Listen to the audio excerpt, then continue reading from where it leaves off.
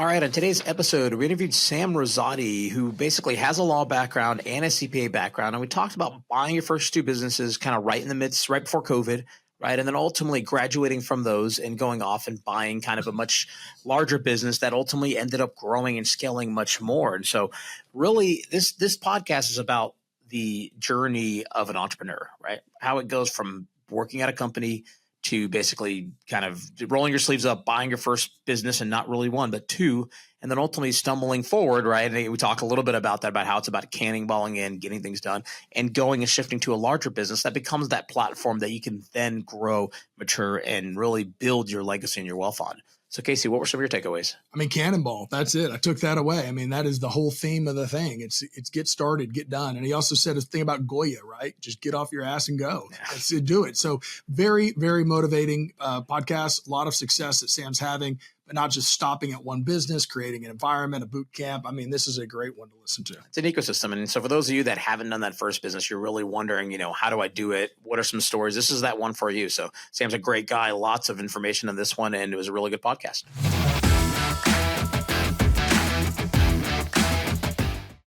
Hey guys, go ahead and just pause the podcast for a second. When you're buying a business, you need to ensure the financial health of the company. The quality of earnings is mission critical. It doesn't matter what size business you're buying. Patrick O'Connell Advisory Group, they're dynamic. They do a great job. They're going to look over your shoulder. They're going to make sure that you're doing the right thing. And this guy's done over 200 buyers successfully, just like you. So reach out to him. And it's O'ConnellAdvisoryGroup.com. Click the link in our show notes. Can't live without this. Hey, Sam, welcome to the show. Hey guys, glad to be here. Hey, we've tried to do this multiple times and get us together. And man, it's exciting to finally connect because we've heard about SMD Bootcamp. We interviewed Chandler last year. So you guys got an amazing story over there. And so we're finally glad to get Sam on the podcast.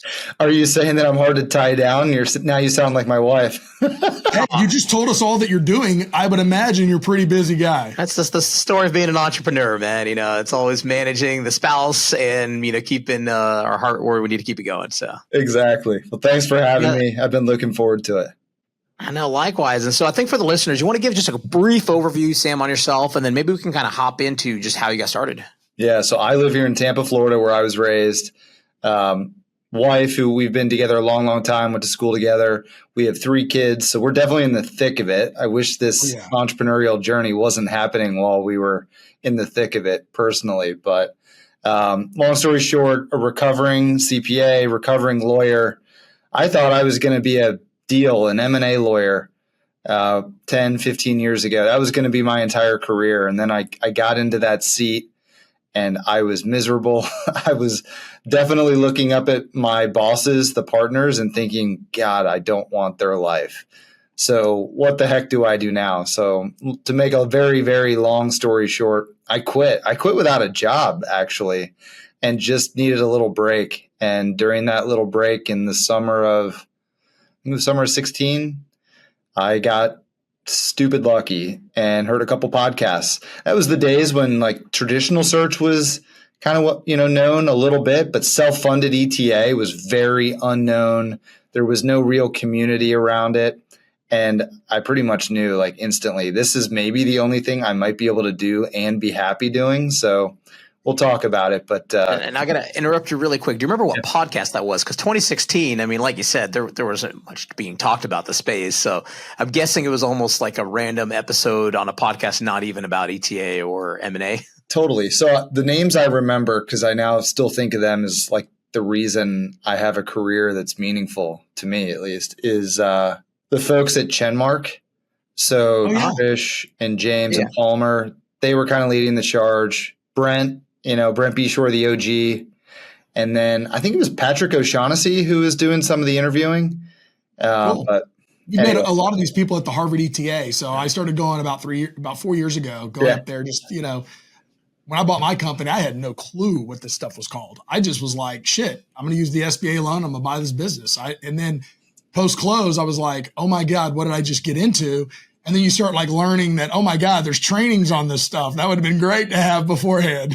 Preach. So what's funny is I actually don't think self-funded search is a good way to describe what we do. This is just good old fashioned business buying, right? Entrepreneurial acquisitions. It's not that fancy. People try to make it fancy, but it's not. No, but I will tell you, it does take a lot of skills. So for being an M&A attorney, right? Now, I literally had this conversation with my daughter. She's 16 and she's a lot like me, and she's got very outgoing. She's a lot smarter than I am. She got her mom's side, and I told her, I said, I want you to be an attorney, and I've been telling her that since she was 12.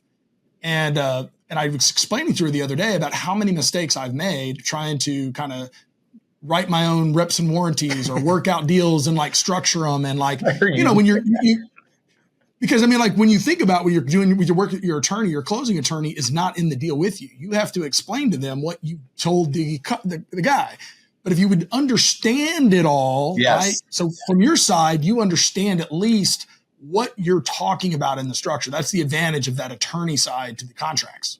Yeah, actually, I want to hop in too, because whenever I read the bio, Sam, I was like, man, this guy's got the bio I wish I had, which is, if someone is looking to be an entrepreneur, whether you're in high school or college, right? And, you're trying to figure out how do you level up? And the answer is you have to have some acumen around legal. You have to have some acumen around accounting, and you have to have some acumen around finances, right? And accounting finance is kind of related, but really I'm talking about like capital markets, right? Understanding structuring. Yeah. If you have those three skill sets, you are ahead of 99% of entrepreneurs. And more importantly, you're ahead of 99.9% of the reasons businesses fail, right? It's not understanding. If you don't have those three areas, competent in those areas, you don't have to be the expert, but you have to know what you don't know. You can make the right decision, and you come out much stronger in the back end. And so, Sam, you got both of those, and so you're in a much more powerful position from not screwing up. So I don't want any excuses. Yeah, the problem is like 10 years that you go through the process of going and getting those degrees and then going and working. It's like, was the juice worth the squeeze? With the benefit of hindsight, definitely. But there's a faster way to get there, I think. Yeah, go do a deal. Exactly. And then run the P&L and take care of all the get involved, like learn all this stuff. Because so we have a guy on the recent acquisition we did a kind of a carry with, and he Rice MBA, 15 years in chemical engineering, and literally the other day he called me. He was like, "Holy shit!" He was like, "They didn't teach me how to even create an invoice at Rice." He's like this is a whole different world. And I'm like, yeah, business and applying what you learn are two different things. Yeah. So to be clear, I actually will never forget. And maybe it's, one of those moments in business ownership that you never forget ever. And you laugh about now that it worked out well.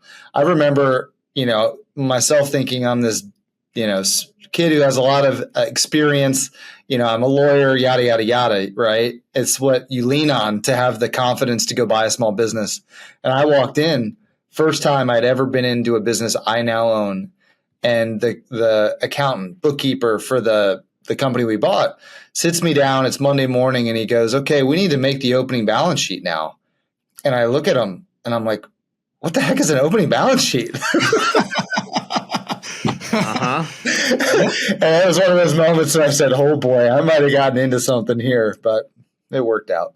You figure it out, right? Because at the end of the day, you can always hire somebody to follow those. And I bet you in your entrepreneur journey, you kind of figured that out. And right? I'm surprised you didn't come across that kind of as in the CPA backing. That's an interesting one. Because a lot of people they're like, I don't know what AR or AP is, right? So at least, opening balance sheet is a little bit more nuanced, complicated. But yeah, I mean, I joke all the time. Like I picked the first major on the list at UF for college. But in reality, I think it's accounting. Like if you know the language of business, a lot of the other stuff you can figure out or hire out. But accounting is super important if you're running a business, I think. So, hey, when I went to college, my dad said I'm paying for one degree. And he was like, I'll pay for you to go to school to become an accountant. Yeah. And I did not fit. I was not in the right. I mean, I did not fit into the accounting classes, right? I'm like, but it was one of the best advice that he ever gave me, because when I did get out and start my first business, I at least understood some basics. Now, I learned it all. I learned everything in that first year of starting my own business. But I started to connect some of the dots of why accounting is so important, and having at least an understanding of a P&L, a balance sheet, and these reports. Agreed. Yeah, and I mean, and I'll be the first to admit, having Casey as a partner, because he has that background, is actually valuable. I don't have to get as involved. My background's tech, so I worked at Microsoft, came from that tech world, and a lot of times I have to be the one to go dig into a lot of those details. But having Casey as a partner is night and day versus other partners that don't have an accounting background, right? Because Casey, knows how things should flow, and he can kind of go get things done in that area. And so, again, valuable skill set to have. I'm a nerd about it, right? I mean, it's there's so many things, especially in the manufacturing business. So Sam, tell us. So you get out, you buy this company, and it sounded like. And what was the company, just for the listeners? And maybe how that story came about. Yeah, so ended up buying 2 businesses, which I think the whole punchline of the story is when you're an entrepreneur, this is entrepreneurship, right? Like call ETA whatever you want, but it is entrepreneurship. I ended up getting my hands on 2 deals, and I just assumed that one of them would fall apart because when I was searching there, I think 3 deals ended up falling apart on me. So I just had this assumption. I've got 2 under LOI, one will die, and so I'll just buy the other one. Well, neither died. And so my partner at the time and I just decided, well, there's 2 of us and 2 of the businesses, we'll figure it out. And so one of them was a roll-off dumpster rental business. So we actually didn't own dumpsters or trucks. We were more of a roll-off dumpster broker. Uh-huh. And so there's all sorts of complications there, and that was a great experience. And then the second one was a screen door manufacturer, building product that's used almost on every home in the state of Florida. So that's what the 2 were. Yeah, so you went for the blue collar businesses. You went for that mentality because obviously you heard it on a podcast. If that's what you're supposed to go after, right? I'd say it was even dumber than that. It was nothing else we could actually get closed at a price that we wanted. So it was kind of. They're the only idiots that are willing to buy those businesses. What he's trying to say, right? That's how it feels, right? Whenever you win something, you always realize you were also the most expensive person willing to pay up for that. So then you go into this moment of like, did I overpay? Right? Exactly. Am I buying the right thing? So, hey, my first business was an oil field service business, and that I acquired, and you're just not supposed to put debt on those. If you want to make a lot of money in the oil business, if you want to make $1 million, you start with 10, right? And my dad jokes with me now about it. He's like, oil field services, man. He's like, God, that's a tough business. You know what? There's no better way than just cannonballing in. I mean, I know that there's a lot of smart people out there doing all sorts of analyses around whatever, but I worry, like there's a lot of people that want to be business owners, but like they have no conviction. They don't really want to be entrepreneurs and to be doing things without perfect information. And if you're going to be a small business owner, you just have to get used to being entrepreneurial, making quick decisions, having far from perfect information. And there's a reason they trade for low prices, though. So that's the good news. Yeah. There's always something uncovered. And usually you can find it in the books, right? You can usually find it in there. No, money never lies. We were in a real estate meetup for 5-6 years. I mean, maybe 7 years, right? And there are some people that I swear to God would come out to almost every one of them, and 5-6 years later still have never done a deal. Right. And it gets to a point where, analysis paralysis is a real thing. And it gets to the point where, man, it's not about knowing everything. It's about knowing enough to just hop in and trust you can solve the rest. Right. Yeah. And I feel bad, right? Because, we're not trying to say that that's not a good thing, but I probably wouldn't be tire kicking around buying a small business if you aren't sure you're willing to actually do it, because you should be chasing another dream or spending time doing something else that's more fulfilling than sort of lying to yourself saying you're going to buy a business. So, So did you finance with SBA? How did you close those deals? Yep. One was SBA, one was not. One was conventional. We found a local lender to give us money. That deal, we had lots of structure on. Like the seller gave us a bunch of seller note. They gave us an earn out. And so, as you guys know, you can't do an SBA loan with an earnout deal. So we got a little bit of conventional bank debt on that one. Nice. Yeah. And so what happens then? So what happens? I think you told us like this was in 2017, 18. I'm going to guess it was the dumpster business that did well during COVID. Yes. So the dumpster business is the one that did better. They both did well during COVID, but most businesses like those in Florida did really well during COVID. So in hindsight, even though we sold, we did good. We didn't kill it. I had to still have a job after that, which we'll talk about. But in Florida, I regret having not held on to those 2 businesses, frankly, because looking back now, even though we put money in our pocket and like got a win on the scorecard, it kind of goes back to like, if you have a winner that's doing well, you probably shouldn't sell it quick just to put some coin in your pocket. And that's what we did. Yeah. So that's actually a great point, because one of the things, being partners with Feras now for 3 years, he's got a buy, hold, long-term mentality, right? Yeah. You want to hold these things. I ran across an old friend of mine that got me in the bar business. Back when it was my first business, I opened a bar on 6th Street. Great business, Casey. Great idea. Well, I was down there all the time. College graduate, let's open a bar. Yeah. So the guy I knew, he was very successful in the business. The difference is I drank, he did not. So he was very successful at it. Always ask yourself, would you rather be the owner or the customer?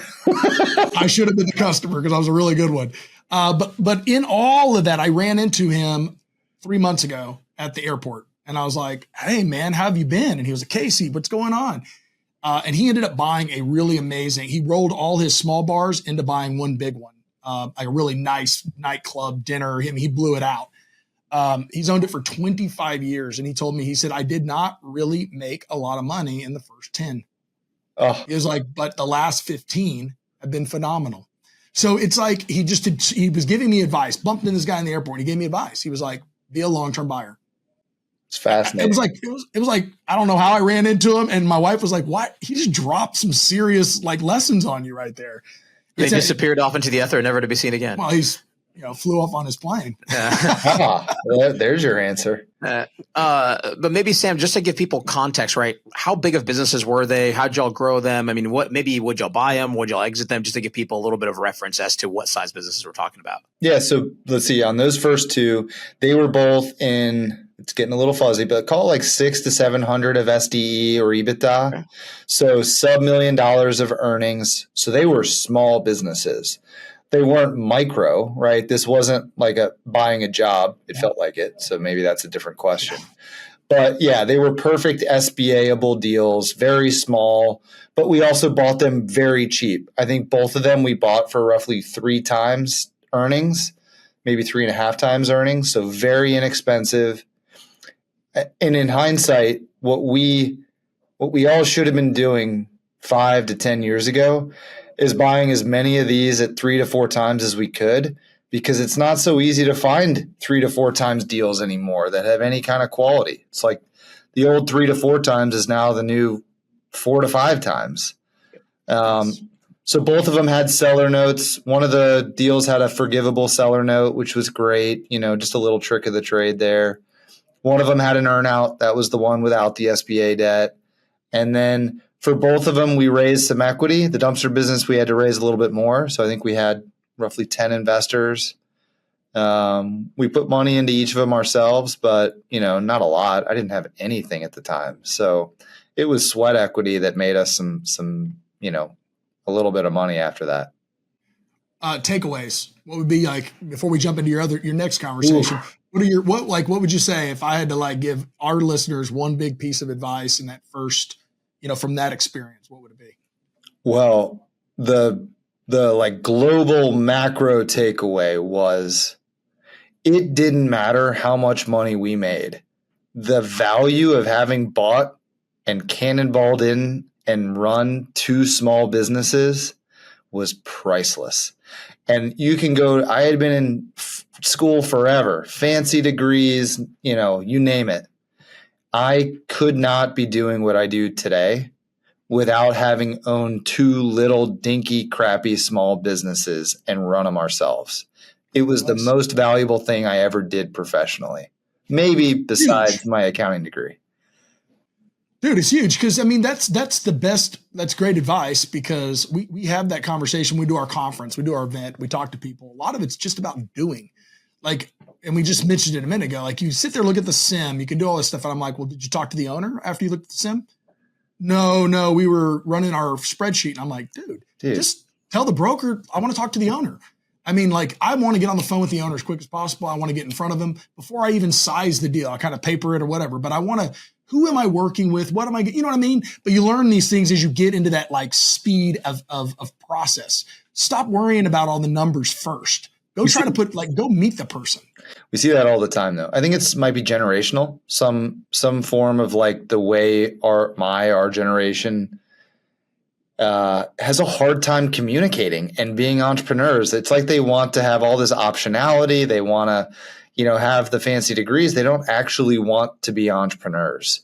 And that's okay. Not everybody should be, but No, I prefer that. It makes it easier. So whenever we're the only guys that show up talking to a seller, like it makes it a much more, straightforward transaction to get done versus, we've had sellers that tell us like, hey, I've had 10 Zoom calls with 10 different guys. You're the only guys that actually came into the office, right? Like that means something. So I look back at this deal we just closed last month, a smaller deal, but it's a bolt on for the bigger deal that we know we're going to close probably in the next 6-12 months.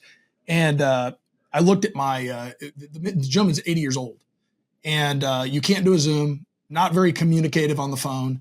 So I drove 2.5 hours once a week. I looked at how many times. It was almost 20 times I drove down there to have 30-minute conversations with him because all I could keep him focused was for 30 minutes. But I just kept like, that's it. You find a good deal. You're like, hey, I'm going to hone in. But like, this guy's not going to jump on Teams. We'd spend an hour just getting him set up. So I have an old friend who's a master at the art of deal making, and he says that his trick is the Goya approach to deal making, which is essentially get off your ass and make it happen.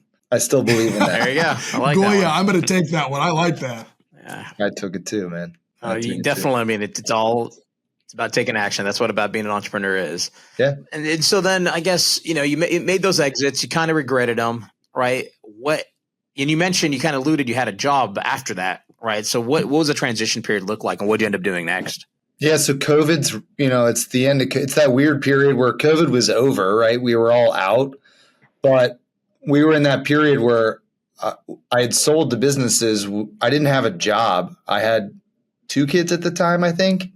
So I didn't have a job, but I needed one eventually, right? Like I think I was probably in my mid-30s at the time. So, and this is probably late 2020, something like that. And so I busted on a few deals because remember, like COVID didn't do good things for all businesses. So like I had this beautiful ed tech business that was in the live events business.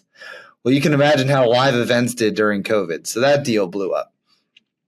But what I did is I got really fortunate and I met my future partner in what is now the fence business because he was running one of my suppliers that sold to us in one of those 2 original deals. And so long story short, he came to me and we kind of putzed around and came up with some ideas, one of which was nobody was building big businesses in commercial fence, right? It was kind of like, at the time, it felt like maybe roofing was 10 years ago, and it got very popular over time, but nobody was looking at it.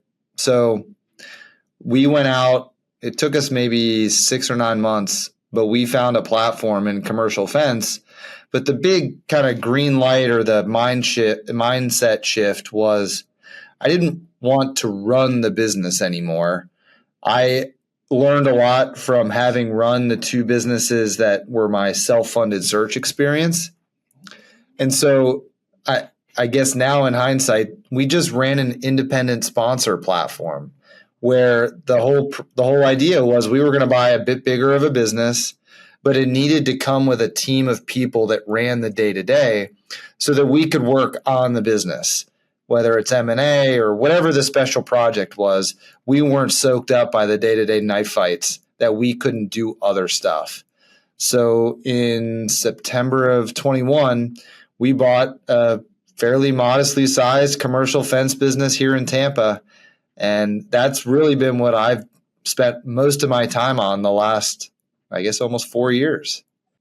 Yeah. And I think, you kind of hit it on the head, right? It's the independent sponsor model is about finding something bigger, right? And really having the time to work on the business versus in the business, right? Because every business has its drama. And I mean, there's days where I'm in the business, there's days where I'm on the business. And in the business is dealing with this person's personal problem. Oh, this person can't complete this because this thing happened. Their parrot died, whatever, right? And all of the noise that distracts from versus getting to focus on the roll up and building, kind of getting that right platform and focusing on, hey, how does the business itself grow beyond just doing what it's doing, right? What's the thing that's going to move the needle across the business?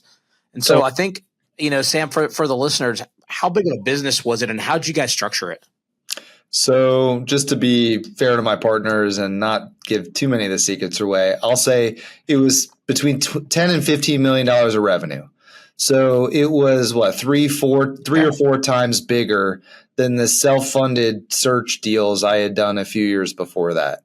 So to us, or to me, it felt really big. It felt really big though, because a few things. And to answer your second question, one is it came with a team that was fantastic. Like, they were young.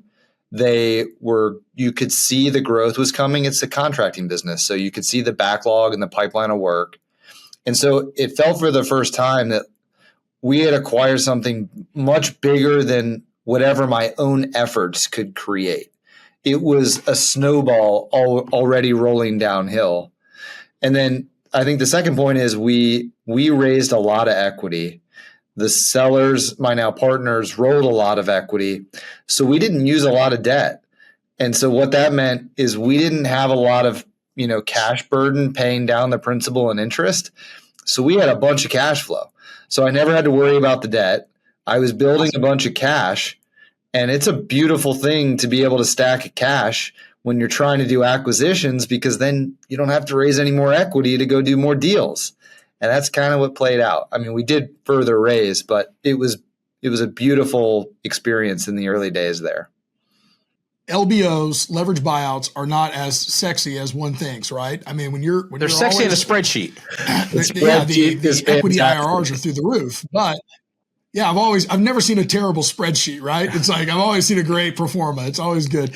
But doing it is different, right? Because you're always playing with your debt. You're always playing with that. So having a good structure on that is mission critical. So good for y'all to be able to do having cash opens up a lot of doors, right? You can make bets that you can't do otherwise. Whenever you're in a leveraged buyout, you're typically having to do the one business plan that you had set, and that's it, because that's all the positive cash that you have available to go bet, really, right? And so that's awesome. But you mentioned one important thing. You said, because I was going to ask you, why did the sellers sell? Then you mentioned they're your partner. And so what's kind of the backstory there around the motivation to sell, and did they stick around, and are they still part of the journey? They are very much still a part of the journey. We're all in it together. We do have a private equity sponsor, a private equity partner now, because the business got very big. And so we decided to recapitalize last year. But in the early days, they rolled a lot because they believed in the business.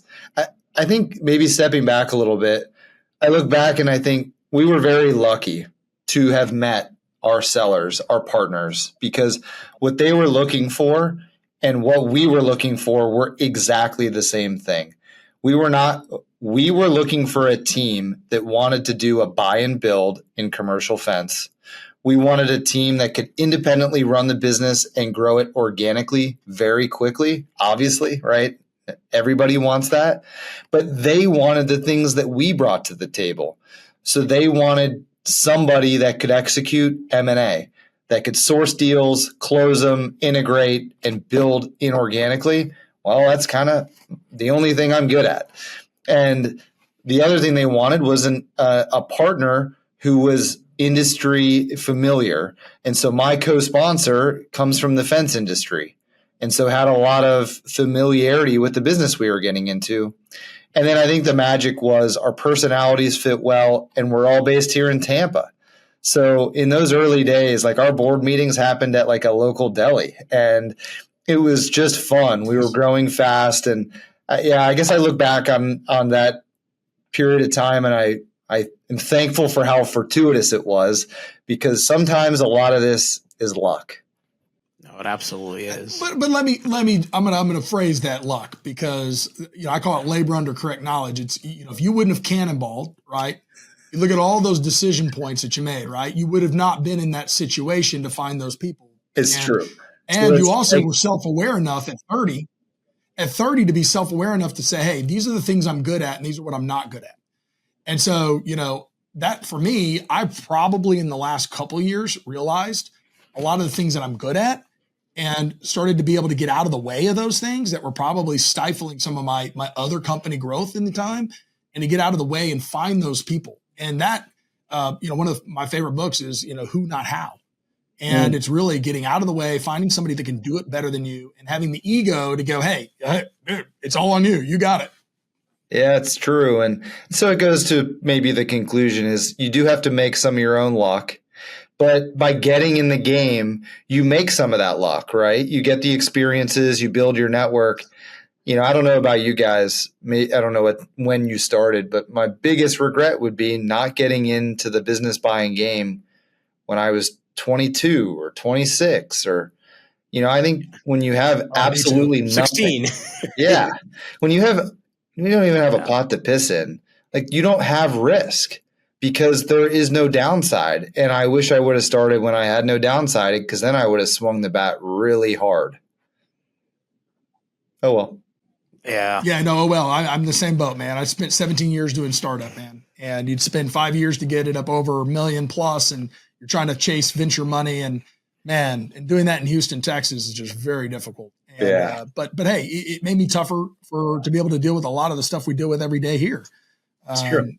So. No, and then, back to the luck thing, it's about luck is just really about having the skills to be able to take an action when an opportunity presents itself. That's really what luck is getting yourself out there, but you have to be ready to be able to pull the trigger and perform. So good point. And maybe just Sam, before we run out of time, just to thread it together. So you bought that business, you had the right operating partners, you guys are focused on the M&A side, right? And ultimately, did you guys make a couple of acquisitions before you guys brought in the private equity, or kind of how did that piece just to, kind of help? Because you mentioned that you brought them in last year. So you bought it in 21, brought them in 24. So between 21 and 24, what did you guys accomplish to get it to where it was private equity ready, right? Because private equity is not going to just show up on any business, right? There's a lot that it takes to even get there. Yeah. So in the early days, 21, 22, the business was growing organically very quickly.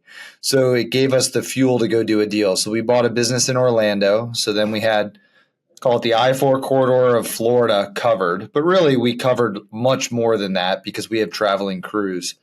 So we had 2 locations, and then we went into the end of 23, and we ended up, I think we got 3 deals under LOI within like a 6-month period, and ended up buying another business in Orlando, a really big business in Atlanta, and another business in Phoenix. So we made this huge jump across the country. And then as we had another business in Phoenix under LOI, we realized like we were piecing together a big business with like very skinny capital base because at this point we had gotten pretty darn big. And so that's when we decided to recap right before we ended up buying another business in Phoenix. And then subsequently we've bought, I think, 2 more. And, now that's just our game is to buy more acquisitions and go build what is going to be a very big nationwide business. So it's been fun. Did the private equity group buy in, or did they lend to y'all? Did they come in as more private with warrants, or did they bought in? Yeah, so they are an equity partner. Okay. Yeah. So at the end of the day, and there's the human side to this. We got really big. We had to start using more debt than we wanted to because acquisitions take equity. And we also kind of owed it to our original partners, right? They had backed us. They took a lot of risk and they had been in it for a little while and they had a lot of paper gain. So it was a really good time to take some chips off the table too. So there was a bunch of reasons why we did the partnership, but we're glad we did. What a good feeling, man. Yeah. What a good feeling. Yeah, it was a great feeling. Awesome. All right, so tell us where you're at now, because you guys got S&B Bootcamp, you've got a law firm. I mean, you haven't stopped, all right? And while you're also still a part of that. So tell us, what was that jump? Where are you at today? Yeah, so life feels about the same other than now we have partners in the fence business. I still run M&A for the fence business. We're still growing organically. We have the same team with a lot more people. So that's still, I would say, the most important thing I do every day is run deals for the fence business. But back before I ever got into the fence business, we had started teaching entrepreneurs or want to be entrepreneurs how to buy a small business because I was getting a lot of inquiries for whatever reason. It was like that phase where people were learning quickly that ETA was a thing. So actually in earlier 2021, we ran our first cohort. SM Bootcamp is a 3-day crash course on how to buy a small business. We've added support to that, so there's a lot more to it now. But yeah, we're about to run our 17th cohort of searchers. next week. Wow. So we've seen 300 entrepreneurs come through. I think we've seen 60 people close at this point. So we have a lot of reps teaching people and investing in them to buy a small business, kind of like what I did back at the very beginning, using an SBA loan and, going in and running it themselves. So it's been fun. I love being an entrepreneur. So I think awesome. You can't lose the fire. Otherwise, it's just a job. And then I might as well just, quit. Yeah. Well, you should buy all of them T-shirts with the cannonball, with you doing a cannonball on the shirt. Cannonball, that's what they get. Yeah, but you guys know the deal. That's what it takes, right? Like becoming an entrepreneur, if you're looking for perfect information and a guarantee, go get a job. Yep. And that's okay. And that's okay. There's nothing wrong with that. I agree. Yeah, but it is definitely exciting times in the SMB space, right? So I just think, I saw it happen in the real estate space. I just think the space is really just getting going. Mm-hmm. And, it's going to be interesting to see just really where it gets to in the next 4 or 5 years. And I think the people buying businesses now, to your point, and we kind of talked about this before the show, Sam, right? It's hard to find a 3X business. It's hard to find a 4X business. Well, if you have the amount of people in the space looking and it quadruples, and at the same time, a lot of the baby boomers are starting to taper off too, right? What happens to multiples? Do you start to see more of that? In real estate, we call it cap rate compression. Totally. Right. Which is really, in this case, it's kind of multiple expansion. Yeah. Right. And kind of what that does. Yeah. And for the people that bought the businesses, you're in a much better spot, right? If all you did is just buy a business at a 3X and did nothing better or worse than the previous guy, but you sold it at a 6X, right? You doubled your money, and you probably did more than that if you levered up to begin with, right? So totally. It goes to your point. Like if you're going to do it, the best time to do it is like yesterday. And, the second best time is today. Completely agree. And that's actually what when I talk to sellers, that is my biggest conversation I have right off the bat. I tell them that they should have sold a couple of years ago because I kind of take the reverse standpoint. I'm like, today's market, right? Interest rates are up. I go through this whole storyline and just to get them to start thinking about, man, is there another black swan that's right around the corner and you're going to still be holding your business looking for the right deal? I have this whole conversation because I believe that, right? I believe that like we are buyers in a very, there's waters, right? Rough waters.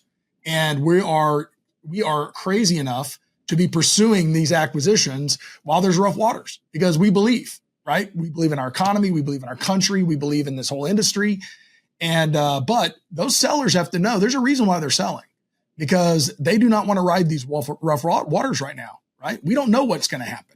Right. Good point. We're every asset class is in a bubble. Agree.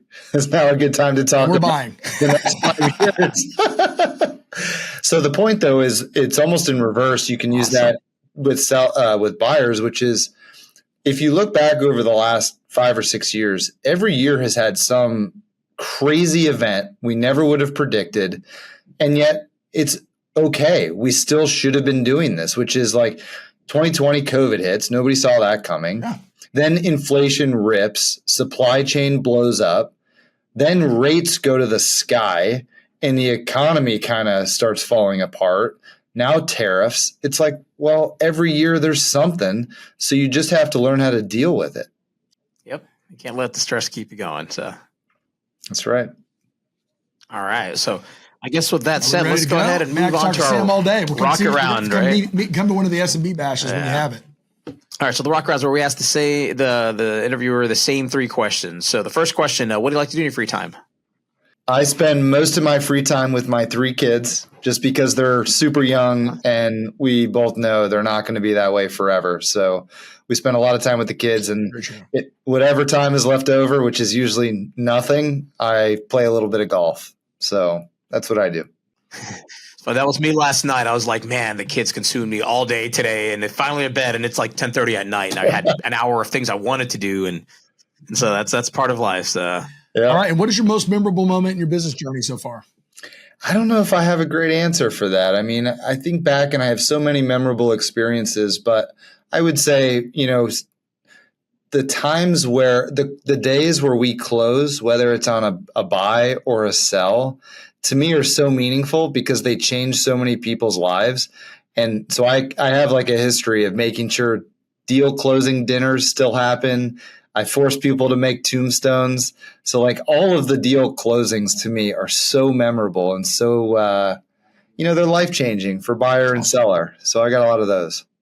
That's awesome. I'm gonna take that. I'm gonna think about that. That's pretty cool. The closing dinners. I think that's important. It's important, yeah. And then last but not least, favorite tool or resource? Yeah, I figure everybody says ChatGPT. So I'm going to go totally the opposite way and say my notebook, where I just write down my thoughts with pen and paper because it's old school. And that's just kind of the way I do stuff. All right. Well, speaking of notebook and ChatGPT, I have to put it out there. So Google has a product called Notebook LM. I don't know if you know what that is, but you could pipe in all the things that you want into it and it'll build a tailored AI agent just for your information. So if you can digitize all that and just dump it into it, it'll let you start to search that. You could look up things. And so anyways, it's called Notebook LM. Man, that's crazy. I got some journals. I'd love to scan that. That's awesome. That's cool. Cool. All right. Well, Sam. Yeah, Sam, thanks so much for hanging out with us. How can listeners get a hold of you? You can see me on LinkedIn, follow me on Twitter, and that's about it. I try to stay at least a little bit active. So DM me on Twitter or send me a message on LinkedIn. That's the best way to do it. Awesome. Well, Sam, thank you very much. We've got to see you out here in Houston. We'll come out to one of your events here soon. So we'll make something happen. Thanks for doing it, boys. I enjoyed it. Thank you for listening to the M&A Launchpad Podcast. If you've enjoyed today's podcast and would like to support us, please leave us a rating and a review after you listen. I'm Casey Minshew, and I look forward to talking with you next week.